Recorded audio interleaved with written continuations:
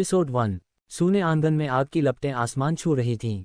बगल के विला की छत पर एक दुबली पतली परछाई खतरनाक ढंग से झूल रही थी, मानो हवा का एक झोंका उसे सीधा नीचे जलते हुए आंगन में गिरा देगा। तुमने मुझे अपनी बेटी फिर से सिर्फ अपनी लाडली बेटी रिया के लिए माना है ना? काव्या शर्मा का चेहरा राख जैसा सफेद पड़ गया था जब उसने अपने सामने खड़े उस आदमी को उदासीनता से देखा जो खून के रिश्ते से उसका सगा पिता था। बस एक बार कहो और मैं रिया को बचा लूंगी, भले ही मेरी जान चली जाए, मैं मना नहीं करूंगी, मैं तैयार हूं।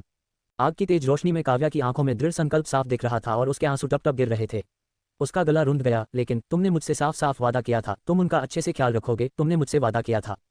काव्या एक कदम पीछे हटी, उसका रोना हंसी में बदल गया और उसने कहा, तुम्हें क्या सच में लगता है कि रिया बच पाएगी? हा। काव्या आसमान की ओर देखकर जोर जोर से हंसी। उसकी भौचक्की नजरों के बीच वह आग के समंदर में कूद गई। वह मर चुकी थी और अब रिया के भी बचने का कोई मौका नहीं था।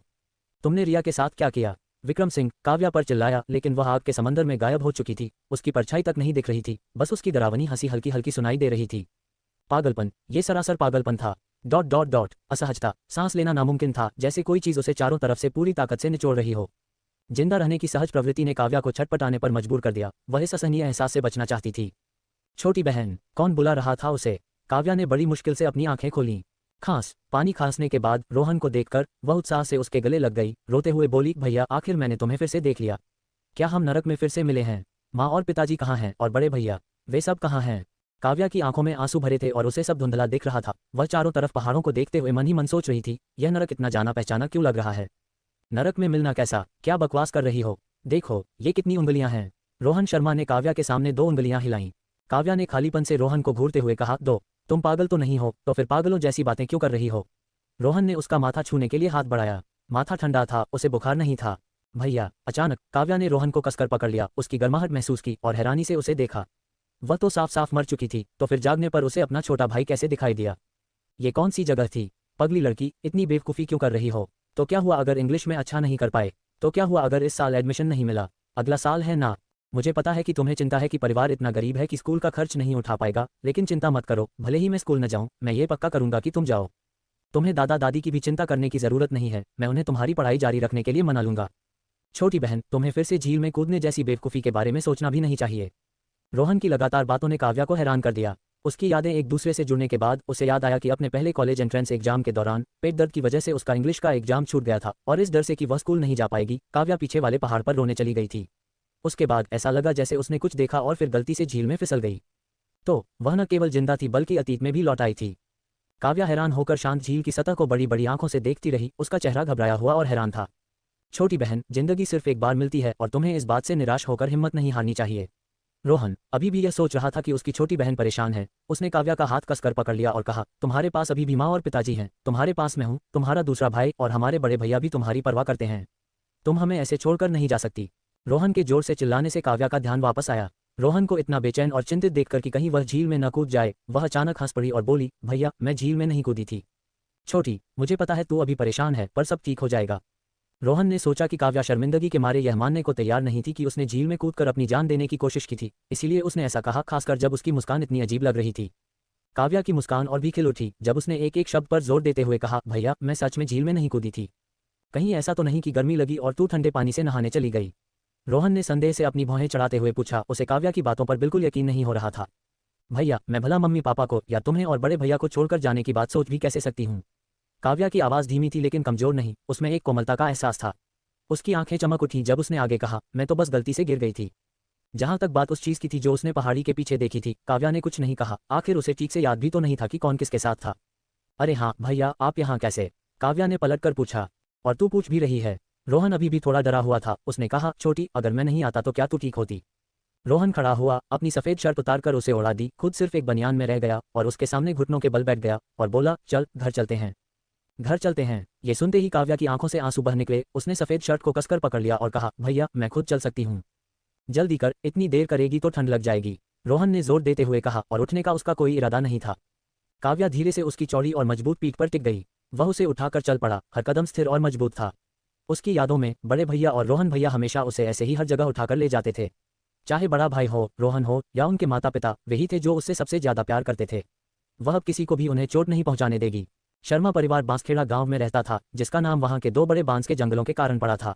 लोगों ने पहाड़ों के दोनों ओर की धाराओं के किनारे अपने घर बना रखे थे, जो पुराने फिर भी व्यवस्थित घरों का एक समूह था। पहाड़ के आधे रास्ते से देखने पर घरों से उठता घुमावदार धुआं उन्हें घेरे हुए था, जो एक शांत वातावरण का आभास दे रहा था। छोटी रोहन को लगा कि काव्या उसकी पीठ पर कुछ ज्यादा ही शांत है और उसने धीरे से उसे पुकारा, तिरछी नजर से उसे देखा। वह सो चुकी थी और उसे यकीन नहीं था कि यह उसका वहम है, पर काव्या की वजह से गर्म हुई उसकी पीठ भट्टी की तरह तप रही थी। रोहन ने अपनी चाल तेज कर दी, उसे चिंता थी कि झील में गिरने की वजह से उसकी बहन को ठंड न लग जाए।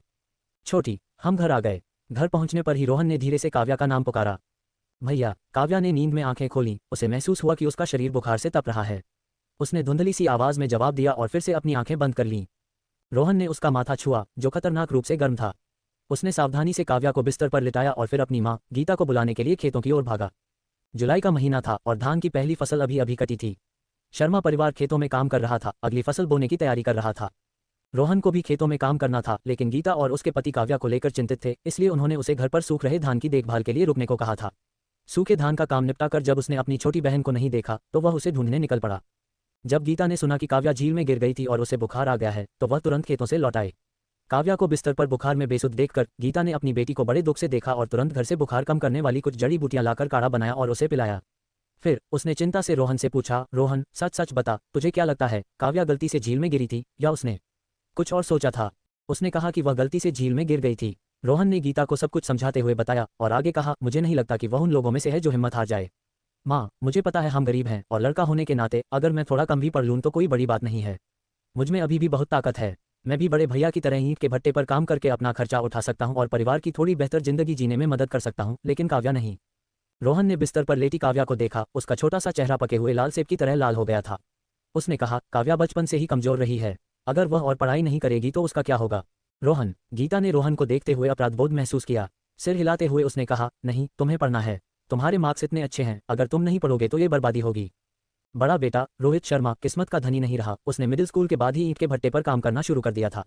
जब कॉलेज का एंट्रेंस एग्जाम दोबारा शुरू हुआ तो रोहित ने हिस्सा लेने से साफ इनकार कर दिया और ईंट के भट्टे पर काम करता रहा। अब छोटे बेटे रोहन के अच्छे स्कोर के साथ वह आने वाले कॉलेज एंट्रेंस एग्जाम को जरूर पास कर लेगा। माँ, मैं पक्का पास नहीं होऊंगा। रोहन ने उन सवालों के बारे में सोचा जिन्हें उसने जानबूझकर खाली छोड़ दिया था। भले ही कोई देवता भी आ जाए, उसका कॉलेज में न होना तय था। क्यों? जैसे ही गीता ने पूछा उसे एहसास हुआ कि उसका सवाल फालतू था। उसने जाहिर तौर पर अपनी बहन को पढ़ाई का मौका देने का फैसला कर लिया था। ... काव्या बेहोशी में थी, वह सपना देख रही थी कि उसके रिश्तेदार एक एक करके उसे छोड़कर जा रहे हैं। उसे बहुत दुख हुआ, लेकिन आखिर में ये सब सिंह परिवार की वजह से था, खासकर रिया, जिसे वह अपनी मुसीबतों के लिए दोषी मानती थी, जिससे उसका मन प्रचंडा गुस्से से भर गया। भयंकर आग लगातार जल रही थी और काव्या को लगा जैसे वह आग के समंदर में फंस गई है जिससे निकलने का कोई रास्ता नहीं है। क्या हो रहा है? जैसे ही गीता ने काव्या के कपड़े बदले उसने काव्या के चेहरे पर परेशान भाव और लगातार बहते आंसू देखे। अच्छी बच्ची, अब और मत रो, चिंता मत कर, मैं तुम्हें जरूर पढ़ाऊंगी। तुम मेरी बेटी हो, भले ही मुझे सब कुछ गिरवी रखना पड़े, मैं तुम्हारी पढ़ाई का खर्च उठाऊंगी। गीता अपने बेटे की पढ़ाई रुकते हुए नहीं देखना चाहती थी, ठीक वैसे ही जैसे वह अपनी बेटी की पढ़ाई रुकते हुए नहीं देखना चाहती थी।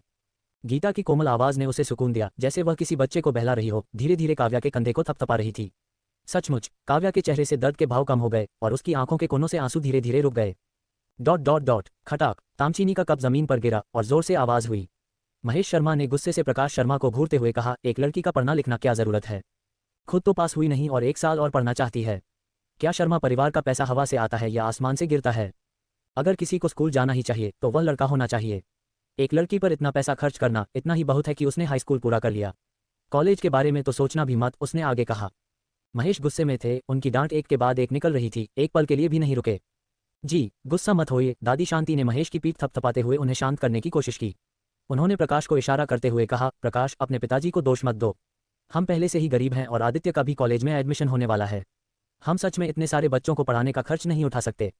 ये तो मुझे गुस्सा दिलाने के लिए ही पैदा हुआ है। महेश को अपनी पत्नी के शांत कराने पर तुरंत राहत महसूस हुई। फिर उन्होंने अपना फैसला सुनाया, काव्या पढ़ाई बंद कर देगी। जहां तक रोहन की बात है, अगर वह पास हो जाता है तो पढ़ सकता है, अगर नहीं होता तो नहीं पढ़ेगा।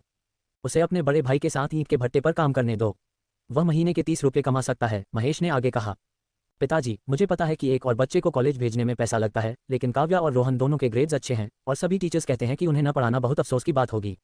प्रकाश शर्मा सीधा सादा और ईमानदार था और हालांकि वह परिवार में सबसे बड़ा था, लेकिन उसकी बिल्कुल नहीं चलती थी। तुम्हें क्या पता? महेश ने उसे डांटते हुए कहा, रोहन के ग्रेड्स आदित्य से बहुत पीछे हैं, जिसने हमारे शर्मा परिवार का नाम रोशन किया है।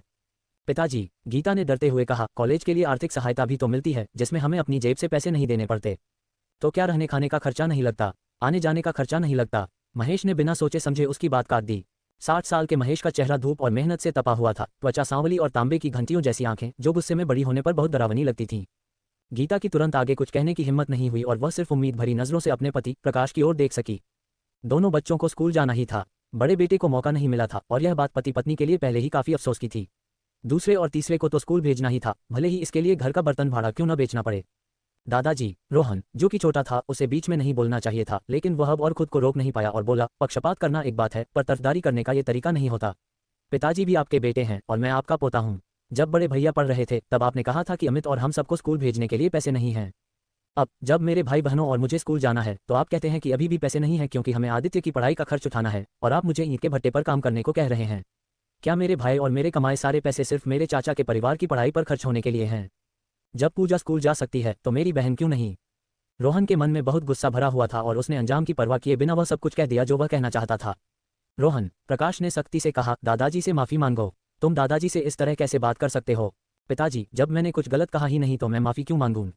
रोहन अपनी बात पर अड़ा रहा, वह माफी मांगने को तैयार नहीं था। महेश गुस्से में आगे बढ़े और उसे एक जोरदार थप्पड़ मारा। चटाक, जोरदार थप्पड़ की गूंज सुनाई दी और रोहन ने हैरानी से गीता को देखा जो उसके सामने आ खड़ी हुई थी और जल्दी से उसे सहारा देते हुए पूछा, माँ तुम ठीक तो हो? महेश के थप्पड़ से गीता का सिर चकरा गया था, उसने रोहन के सहारे खुद को संभाला। कमरे में अफरा तफरी मच गई और हालांकि महेश को लगा कि उसने जल्दबाजी में हाथ उठा दिया, पर आखिर उसने अपने ही पोते पर हाथ उठाया था, उसे बीच में आने के लिए किसने कहा था? गीता स्टूल पर बैठ गई और उसे लगा कि इतने सालों से जमा सारे दुख और शिकायतें उस एक पल में फूट पड़ीं। हम ऐसे नहीं रह सकते प्रकाश, या तो हम परिवार का बंटवारा कर लें या फिर तलाक ले लें। गीता की आंखें आंसुओं से धुंधली थीं जब उसने अपना सिर उठाया। उसे उस लड़की का ख्याल आया जो स्कूल न जा पाने के कारण लगभग हिम्मत हार चुकी थी। उसका दिल सुइयों की चुभन की तरह दर्द करने लगा और उसके बेटे, दो बेटे, वह पहले ही बड़े बेटे का भविष्य खराब कर चुकी थी, क्या अब वह छोटे बेटे का भविष्य भी बिगाड़ देगी? अगर पहले गीता ये सोचती थी कि एक बहू होने के नाते उसे अपने सास ससुर की आज्ञा माननी चाहिए, अपनी देवरानी जेठानी के साथ मिलजुल कर रहना चाहिए और अपने पति का सम्मान करना चाहिए, तो अब उसे लगा कि उसने इस परिवार के लिए सब कुछ सहा है। अंत में सारी मुसीबतें उन्हीं पर आईं। अगर वह और उसका पति दुख सहते तो कोई बात नहीं थी, लेकिन उनके दोनों बच्चों के भविष्य का सवाल था और वह अब और बर्दाश्त नहीं करना चाहती थी। बड़े बेटे के ग्रेड्स बचपन से ही बहुत अच्छे नहीं थे, इसलिए उसने उसके बारे में ज्यादा कुछ नहीं कहा, लेकिन दूसरे और तीसरे के ग्रेड्स अच्छे थे और हर बार टीचर्स कहते थे कि उन्हें अच्छी शिक्षा मिलनी चाहिए। क्यों? सिर्फ इसलिए कि उनके दादाजी इजाजत नहीं दे रहे, उन्हें पढ़ाई से वंचित रखा जाना चाहिए। मैं अभी मरा नहीं हूँ। महेश, जिन्हें परिवार का बंटवारा शब्द सुनकर लगा था कि उन्होंने कुछ ज्यादा ही कह दिया, अब उनका मन किया कि उन्हें एक और थप्पड़ जड़ दें। दादी शांति ने जल्दी से महेश को पकड़ लिया और उन्हें आंखों ही आंखों में इशारा किया। प्रकाश की बहू,